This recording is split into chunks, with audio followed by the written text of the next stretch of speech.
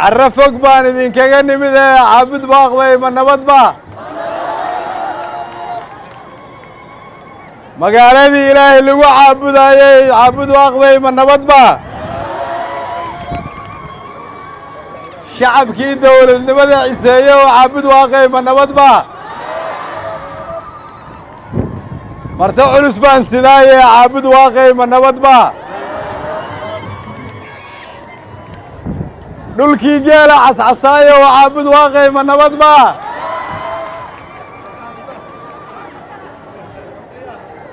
dhulkii gabdhaha cascasaaye oo caabud baaqay ma nabad ba caabud baaq ma aniga ka dhigay cadanta loo dhoofo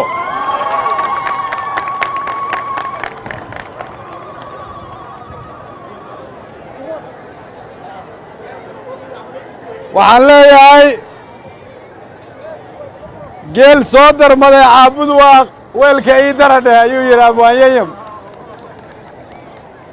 marka hore waxaan u mahad celinayaa dhammaan shacabweynaha soomaaliyeed ee reer caabud baaq sida sharaftooda aad noo soo dhoweyseen madax iyo shacabba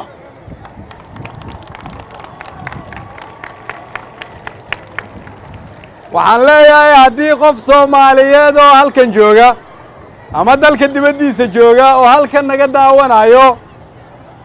uu shaki uga jiro in dawladnimada soomaaliyeed ay hana qaaday tusaalihii maanta ayaa hortiinna taagan yahay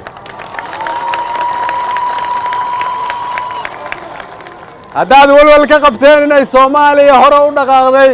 kaalay caabud baaq soo daawada haddii aad rajaba xumo qabteen eega indhaha wiilasha iyo gabdhaha yaryar ee caabud baaq iyo jacaylka ay dawladnimada u qabaan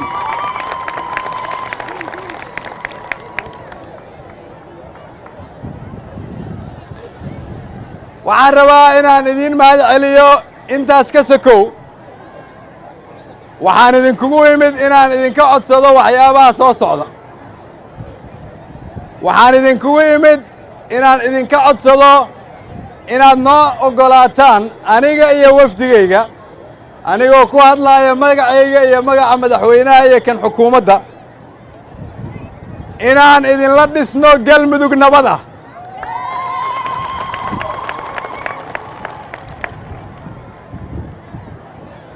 inaan idinla dhisno galmudug laga daaweeyey khilaafkii ragaadiyey inaan idinla dhisno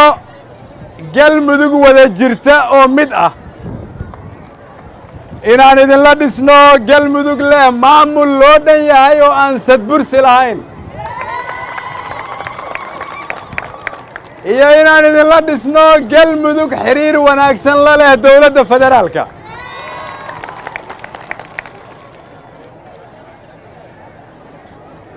reer caabud baaq waxaa lagu yaqaanaa dawlad jacaylka waxaa lagu yaqaanaa dawladnimada waxaa lagu yaqaanaa dulqaadka waxaa lagu yaqaanaa inay tahay magaaladii alle caabudka intaasoo la isku daray waxaan rajaynayaa inaad maanta iga aqbalaysaan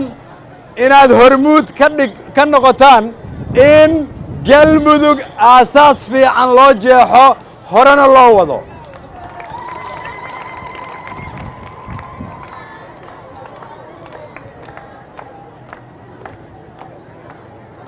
waxaan rabaa in tiirarka ay ku taagan tahay dawladnimada galmudug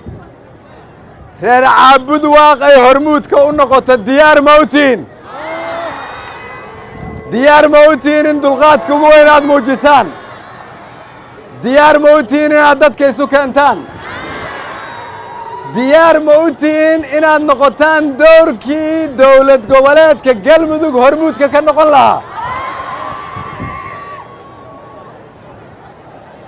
waxaan rabaa in odayaasha gabdhaha reer caabud baaq dhallinyarada siyaasiyiinta iyo cid walba oo ku abtirsata degmadan inaad ogaataan meel walbo aan soo marnay waxay aqbaleen sida idinkuba aad cod dheer uga aqbashaan in la dhammeeyo wax walba oo khilaaf ahaa oo ka dhex jiray reer galmudug in la qabto doorasho xor ah oo loo wada dhan yahay in dadka reer galmudug ay xor u noqdaan danahooda iyo mustaqbalkooda dowladda federaalkuna ay garab istaagto laakiin reer caabudwaaq waxaan ka rabnaa inay gacanta ugu weyn ku bixiyaan ee diyaar ma u tihiin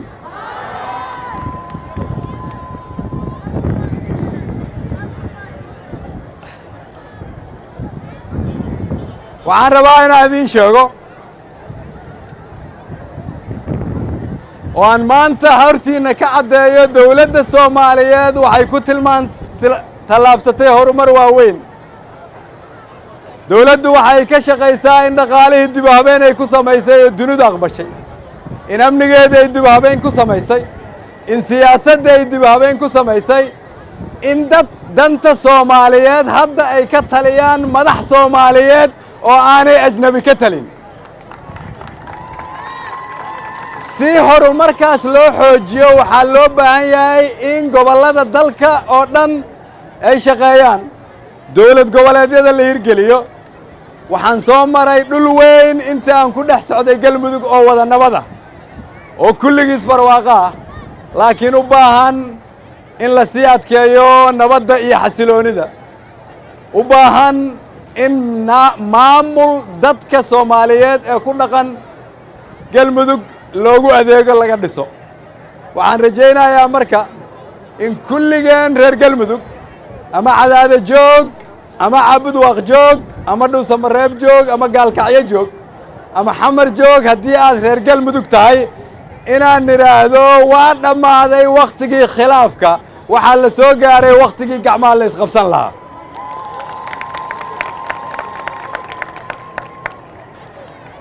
ugu dambayntii waxaan salaan diiran idinkaga sidaa madaxweynihiinni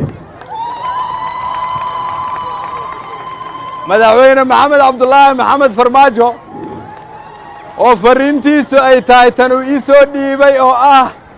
dhisidda galmudug xor ah oo waarta waxaa laga rabaa xoogga ugu badan reer caabudwaaq inay geliyaan waxaan halkan rabaa inaan ugu yeero xildhibaanadiinna xildhibaan faarax cabdi xasan xildhibaan nadiifo wasiir hilaal iyo madaxweyne ku-xigeenkiina waxaan rabaa inaan hortiinna uga mahad celiyo xildhibaanada idinku madelo dowladda federaalka